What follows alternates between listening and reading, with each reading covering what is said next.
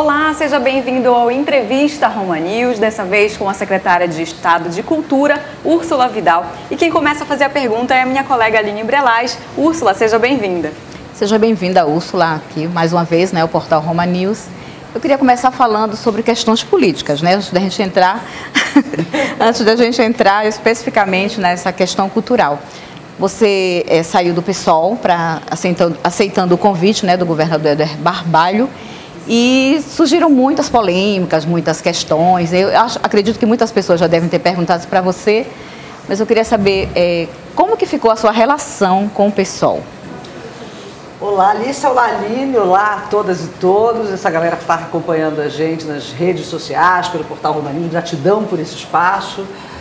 Uma relação de respeito, de afeto, a gente compreende todas as pessoas que estiveram ligadas àquele momento. Foi um momento muito delicado também de construção dialógica, foi um diálogo. Eu precisava tomar uma decisão. Houve um convite para assumir a Secretaria de Estado de Cultura. O PSOL é um partido que não está na base de apoio do governo eleito, o governo Helder Barbalho, que tem diversos partidos nessa base de apoio.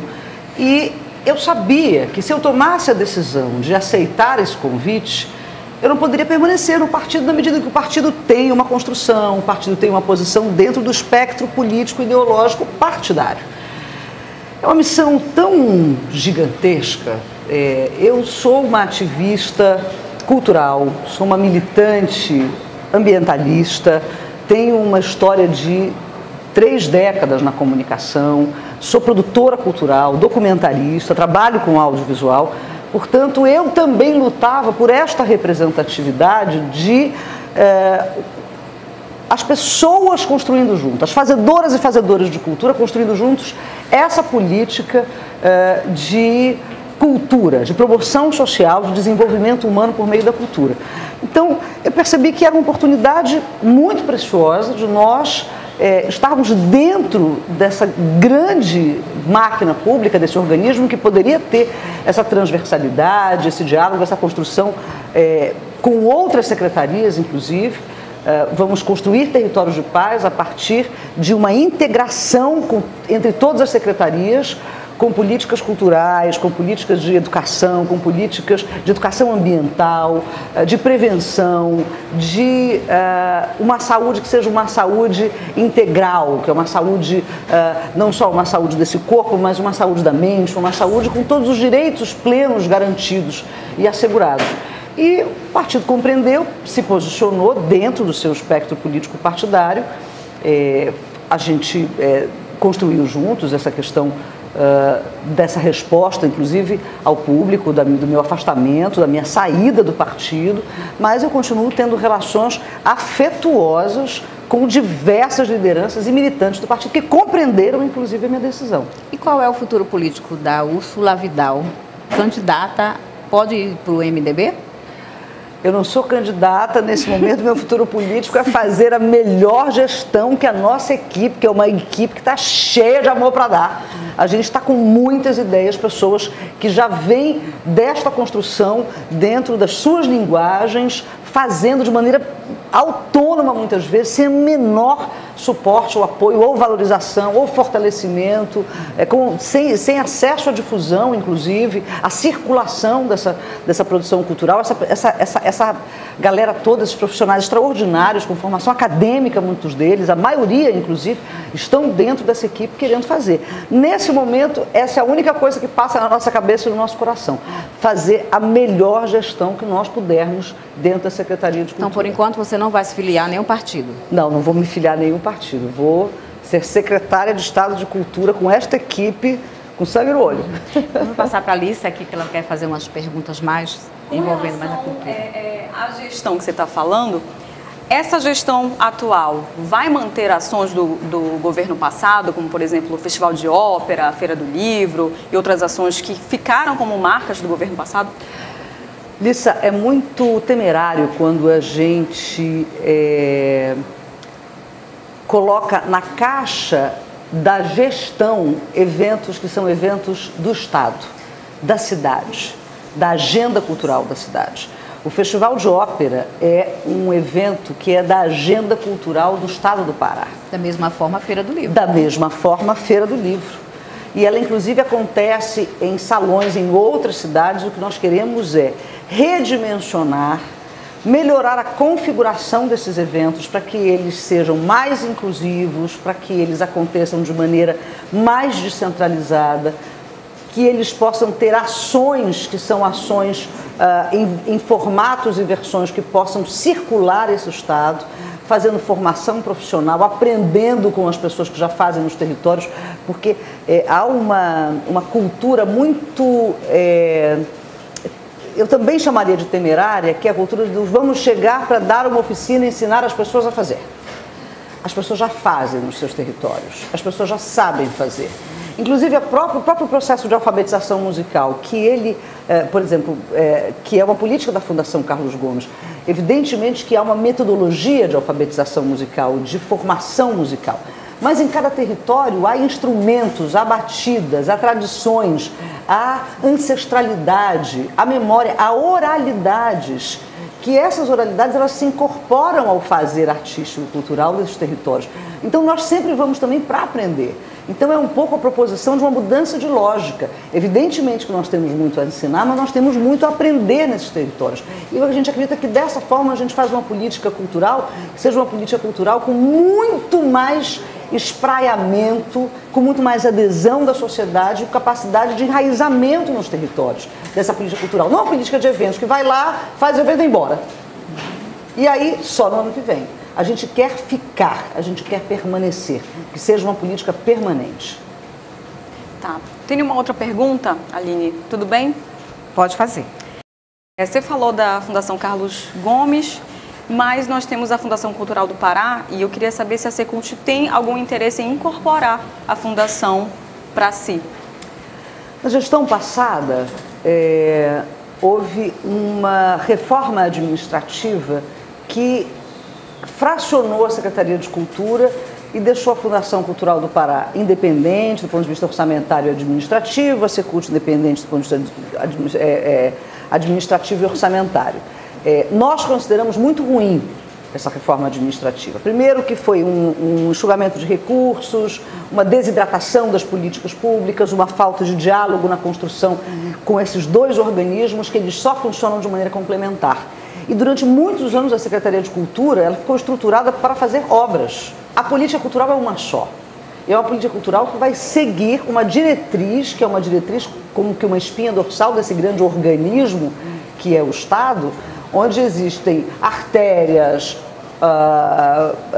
pele, pelos. Vamos pensar como se fosse um grande organismo, fazendo aqui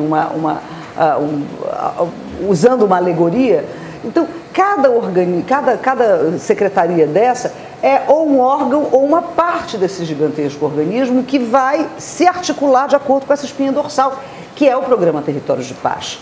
Nós precisamos transformar o Estado num Estado onde a gente acredite verdadeiramente que a justiça social e o desenvolvimento, o progresso social das pessoas, ele é perene, ele é possível e ele pode ser feito de maneira compartilhada. Nesse aspecto, eu queria perguntar, por muito tempo a administração cultural do Estado, né, a Secult foi acusada de ser muito elitista. Né? Eu lembro que alguns candidatos ao governo aqui eu vinha fazer essa pergunta e eles diziam que A gente vê muito a promoção cultural na capital, no máximo por Ananindeua um pouquinho, mas é basicamente baseada em Belém. Eu queria saber como é que é o planejamento que você está fazendo para que esse aspecto cultural chegue também nas outras regiões, que é muito reclamada. Por exemplo, no Xingu, no Santarém, Marabá e nos outros municípios também, né, para que todo o território do Pará também tenha acesso a esses eventos. Aline, existem instrumentos de gestão democrática que podem fortalecer muito esse fluxo de ideias, porque tudo parte das ideias. Existem calendários que são calendários consolidados em certas cidades. Calendário de carnaval, calendário junino, algumas com seus aspectos mais específicos, até em função de certas vocações geográficas, né? Mas o que acontece é que os calendários, eles começam numa quarta-feira e terminam num domingo. Então, essas secretarias de cultura, elas têm vontade de que a cultura seja uma política pública de promoção social. Então a gente precisa realizar as conferências municipais de cultura. Dessas conferências municipais, a Conferência Estadual de Cultura. E sistematizar, regulamentar o Fundo Estadual de Cultura. E fazer com que os territórios digam qual é a melhor maneira. Porque, veja, em todas as cidades do estado do Pará existem dezenas, em alguns lugares centenas de fazedoras e fazedores de cultura que estão ali promovendo a quadrilha, o hip hop, a capoeira, a dança, a leitura, o carimbó, enfim, as artes visuais, uma infinidade de linguagens e expressões que estão acontecendo nos territórios e não estão mapeadas. Essas associações muitas vezes não estão estruturadas para fazer convênios com a própria prefeitura. Às vezes há dinheiro e as pessoas não conseguem formatar os projetos e não acessam. Então nós vamos instrumentalizar essas pessoas para que elas se organizem, para que a política pública do carnaval, por exemplo, onde há escolas de samba, onde há blocos, onde há barracões, onde há igrejas, onde há centros comunitários, para que esses espaços funcionem o ano inteiro com promoção de políticas públicas de geração de emprego e renda com a economia criativa e colaborativa baseada em diversas manifestações, que são manifestações culturais. Essas pessoas sabem fazer, estão fazendo. Então, quando você faz isso de maneira planejada, integrada, com gestão democrática, você gasta o dinheiro de uma maneira muito mais inteligente, você enraiza isso de forma que essa política dure o ano inteiro, utilizando essa mão de obra que está absolutamente obsoleta, que precisa fazer girar essa economia criativa e colaborativa. Então, eventos tão simples, você fechar uma rua, por exemplo, numa cidade, para que ela vire uma rua de lazer. E nessa rua de lazer você tem educação cultural, você tem educação patrimonial, você tem aquela comidinha típica sendo vendida, o artesanato sendo vendido, pequenas oficinas acontecendo no meio da rua, espaços de lazer para as crianças pequenas. Você transforma um território com pequenos agulhamentos urbanos, num polígono pequeno, e aquilo ali vira um território completamente modificado por uma dinâmica feita pela própria sociedade. Isso funciona em diversos lugares do mundo. As áreas das escolas públicas também são muito subutilizadas, né? No final de semana, se, por exemplo, uma vez por mês, escolas públicas grandes, que são referenciais em certos bairros ou territórios, elas abrissem exatamente para abrigar esses eventos culturais, com os pais dos alunos levando essa economia criativa e colaborativa para dentro, com vários movimentos culturais acontecendo. Olha, para você ter uma ideia, tem uma experiência, se eu não me engano, aconteceu em Bogotá.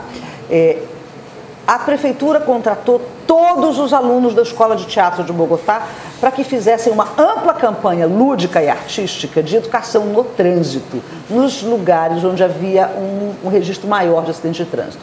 Os acidentes diminuíram em 30%. Em 30%. E a criminalidade em Bogotá, ela reduziu também com o uso da cultura, né? A cultura, ela tem esse condão de dar um retorno de curto e médio prazo muito rápido, com um investimento relativamente pequeno, porque você não tem um investimento estrutural. Você não precisa construir equipamentos. Os equipamentos estão lá, tem a escola, tem o centro comunitário, tem a praça que pode ser revitalizada, tem espaços culturais que estão completamente decadentes por conta dessa falta de cuidado do poder público, e que se a gente fizer um sistema de comodato ou qualquer tipo de arranjo que a gente pode pensar juridicamente como é que dá segurança para o Estado, segurança para essa comunidade, para que esse espaço seja ocupado. A comunidade quer participar, ela quer ser ouvida, ela sabe fazer. Você fala em fazedores de cultura, né? Que existem muitos fazedores pelo estado inteiro. Isso também se aplica aos pontos de cultura que existem aqui na cidade? A rede Juricaba, por exemplo, é uma rede de pontos de cultura mapeados em diversos lugares do Pará. Nós temos muitos mapeamentos feitos pela Universidade Federal do Pará, mapeamentos feitos pela própria Fundação Cultural do Pará. Acontece que esses diagnósticos, esses mapeamentos, eles não são incorporados na política pública, eles estão lá engavetados. A gente precisa trazer para cá, localizar, reconectar essas redes, fazer essas conferências, instrumentalizar essas secretárias e secretários municipais de cultura, para que eles também tenham esse mapa do como fazer. Porque é simples, é promover a escuta, é pensar onde é que a gente pode. Existem diversos editais nacionais e internacionais que podem ser acessados. E editais que são de promoção do protagonismo da juventude, de campanhas de combate à violência contra a mulher, de promoção do protagonismo das mulheres.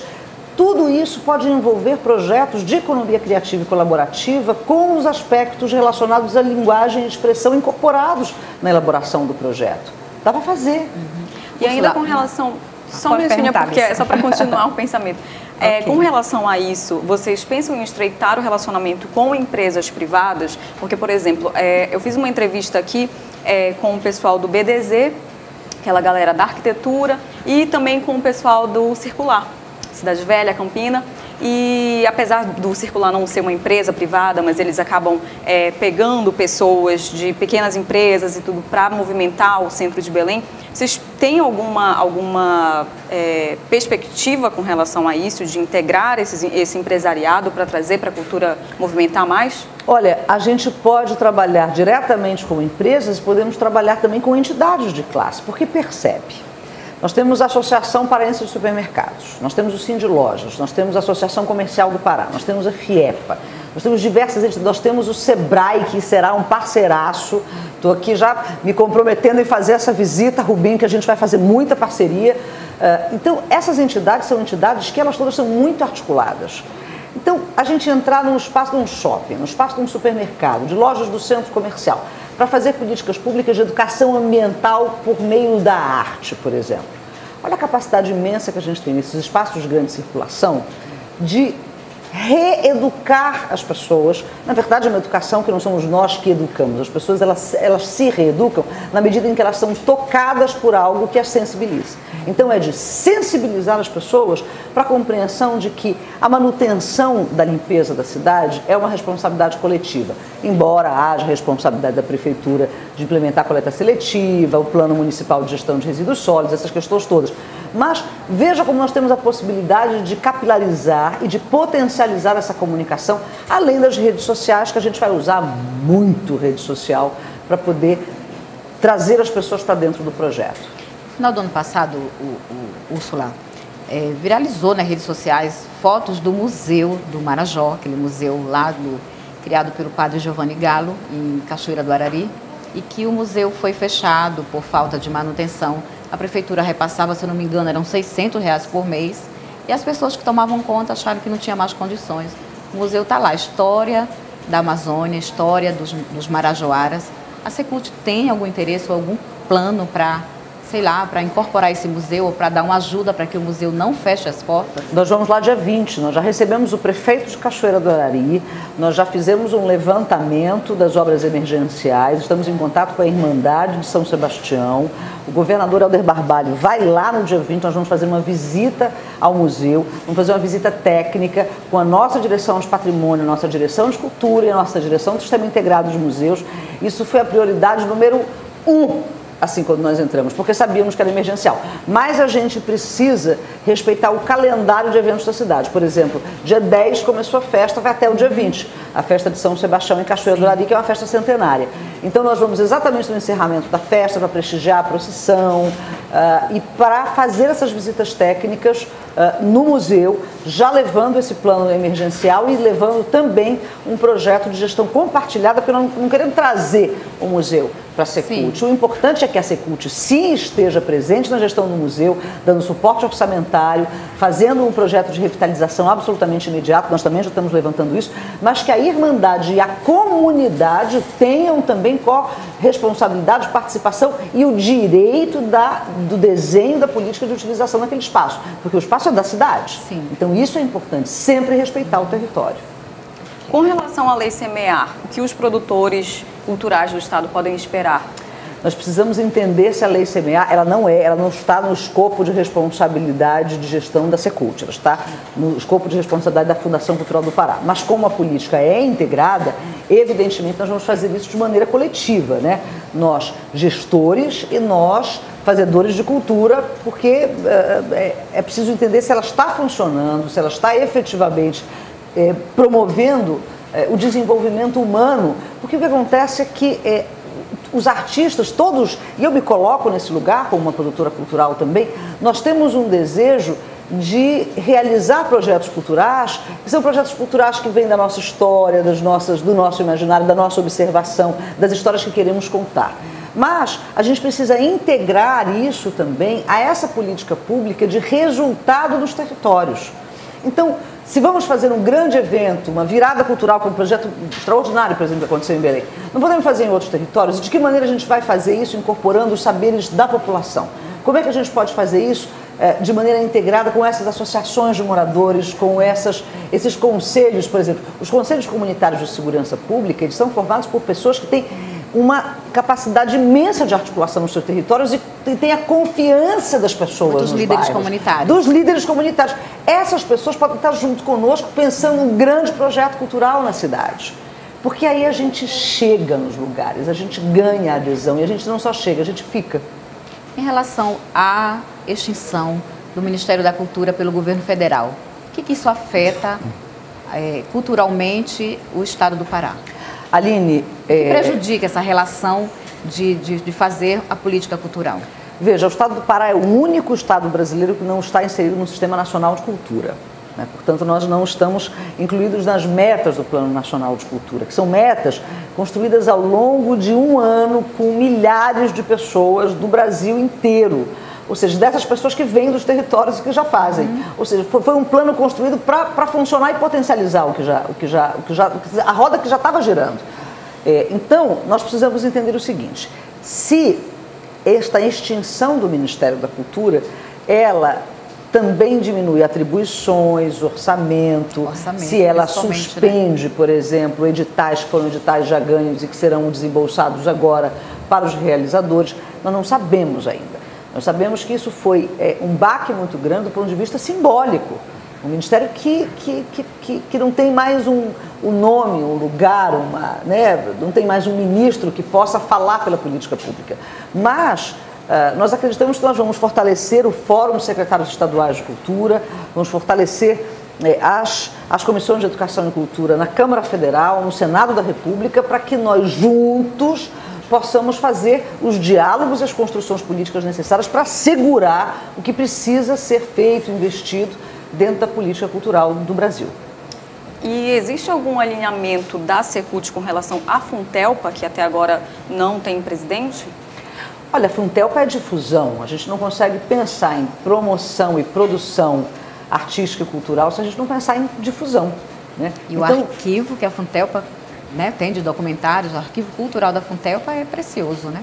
Extraordinário, né? E a Funtelpa não só produziu programas muito bem elaborados, construídos, né, delicadamente feitos por um grupo de profissionais extremamente competentes, como tem isso, a Funtelpa, eu trabalhei na Funtelpa, vamos lá, 30 anos atrás, e eu lembro do grupo extraordinário de profissionais, alguns continuam lá, inclusive a Funtelpa já chegou a produzir 17 programas, 50% da programação da Funtelpa era feita aqui. E nós éramos a terceira maior geradora de conteúdo do Brasil, só atrás da TV Cultura de São Paulo e da TV Educativa do Rio de Janeiro. Então a Funtelpa já foi uma potência de produção. Então a gente acredita que isso é possível e evidentemente sempre fazendo essa política compartilhada, porque a Funtelpa também tem projetos, nós temos projetos e a gente vai construir juntos. A gente está chegando agora, né, gente? As portas estão abertas, mas as gavetas a gente ainda está abrindo. Então, Úrsula, muito obrigada. Desejo sorte aí nesse caminho que é árduo e longo, né? Muito obrigada e seja sempre muito bem-vinda aqui no Roma News. Gratidão, Lissa. Obrigada. Gratidão, Aline. Gratidão a todos. Gente, até mais. O Entrevista Roma News fica por aqui. Tchau, tchau.